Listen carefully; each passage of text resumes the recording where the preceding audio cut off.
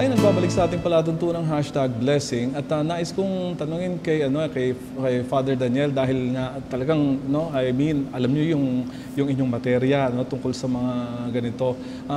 Could there really be any way for us to triumph dito pa lang sa temptation, or ano ba yun? Kasalanan na kaagad ba yun kung may temptation kaagad? So paano niyo, Father? Well, unang-una, yung temptation, tukso, hindi pa siya kasalanan.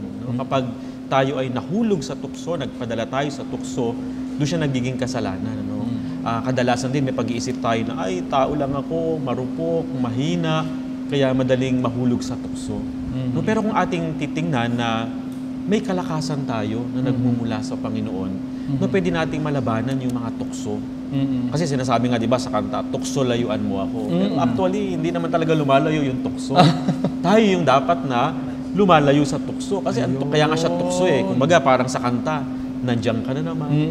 Tukso-tukso. Kumbaga, lalo siyang lumalapit. Lalo pag nilalagyan pa kasi ng kanta eh. Yan tuloy, mas nakaka-attract tuloy. Dahil siya'y tukso, lalo siyang lumalapit sa atin.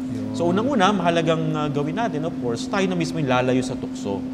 At saka syempre, yung ating mahalaga yung kaugnayan natin sa Diyos. Na si Jesus, na pagtagumpay niya yung tukso, tayo din mapagtatagumpayan natin yung tukso. Kasi kung isipin lang natin, mahina ako, pwede na, anytime, mapadala ako sa tukso eh. Pero kung iisipin natin na mayroong lakas na nagmumula sa Panginoon, disiplina sa sarili, mapaglalabanan natin yung tukso.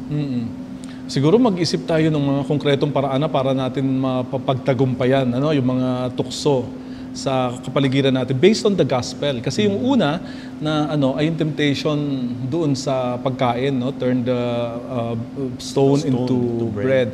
Pwede rin yan tungkol sa materialism. Sa ating, meron ba kayong may advice, na kasi baka yung mga kabataan natin masyado na nalululong sa mga material na bagay.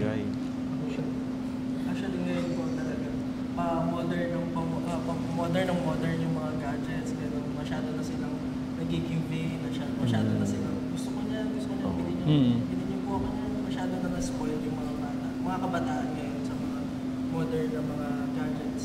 But could there be any joy sa pagiging, yung simple lang? Halimbawa, yung ating cellphone, hindi natin update ng update. Meron bang ganon? Mas masaya po pag walang cellphone. Kasi po dati po, pag lumalabas ako sa bahay, yayayain lang po ako ng mga pinsan ko, mga kapitbahay lang po.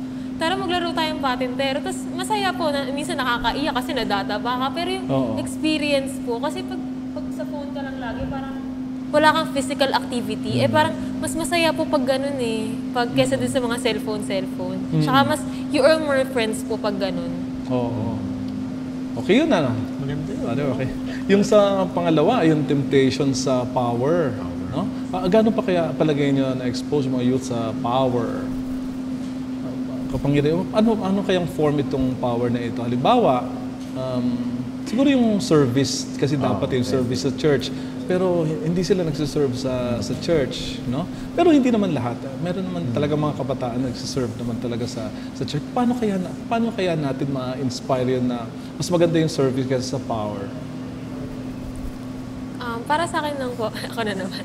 Para lang sa akin po, parang pag nagsiserve ka po, kasi po, pag nagsiserve ka po, iba po yung pakiramdam mo, parang na-enlighten ka po. Ganun po kasi nararamdaman pag nagsiserve ako na, wow, hindi ka naman sinasayang ang bait ko, pero pag sinabi, wow, ang bait ko naman, parang nararamdaman ko na nagbabago ako. Yung kunyari, hindi ka na masyadong mean sa ibang tao. Yung ganun po. Kasi, alam mo na, sa simbahan, dapat, bit-bit mo yung pangalan ng simbahan, dapat gawin mo yung mga tama, yung mga ganun po. Sa akin naman po, siguro sa simpleng, yung pagiging simple. Yun nga, yung sinabi nga po ni Faye na isa ka na sa bahagi ng simbahan, masyado ng sensitive na yung mga nakapaligid sa'yo pag may nagawa kang ganito, nagawa kang ganyan. So, kailangan laging well-represented ka, i-disregard mo na yung lahat ng mga, kung ano man yung mga ibang traits mo, dapat kailangan yung tao, yung pagiging makasimbahan at makadiyos nasa. Father, yung pinaka-challenge sa atin as priests ay paano natin ma-inspire yung youth natin, ang dami. May sumasali sa atin sa youth ministry, pero mas marami pa rin yung hindi pa sumasali.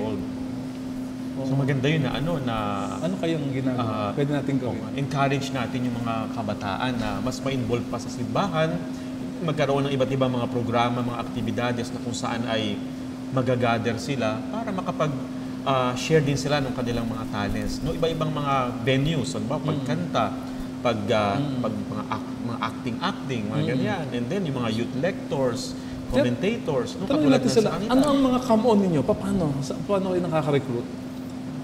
Ano mga gimmick ninyo?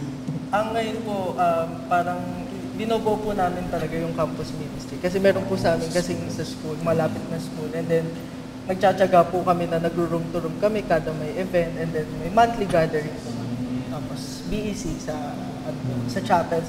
Doon po namin inaano yung event namin, yung venue. Para kami na mismo yung lalapit doon sa mga kabataan. Maganda yun, no? Yung ang kabataan na mismo ang lumalapit sa kapwa kabataan. Kasi minsan nahirapan tayo kung iintay lang natin yung kabataan lumapit sa simbahan eh. Mas maganda na yung simbahan mismo sa panguna ng mga kabataan na sila na mismo ang magre-reach out dun sa mga kapwa kabataan. At Father, ito na ang pinakamatindi sa lahat, yung temptation to self and not to God. No? Ano ba yun? Yung selfie. Ganyan. Oo. Ano ang pinakapanlaban nun? From self to God. Paano kaya? Parang maging selfless po tayo na wag puro yung sarili natin yung iniintindi natin. Kasi kaka-focus natin sa sarili natin. Nalilimutan na natin i-focus yung mga mas mahahalagang bagay po. Sa akin naman, siguro para sa akin, yung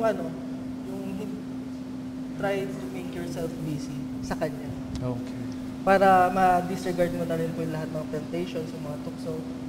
Maging busy ka, maiiwasan mo yung mga mag-isip ng kung ano-ano pag wala kang ginagawa. Kasi doon po, para sa akin, pag nandun ka, tahimik ka, walang ginagawa, doon pumapasok yung mga tukso. Maganda yung sinabi ni Faye din kanina. No, tayo Father? po'y magbabalik sa ating palatuntunang #blessing.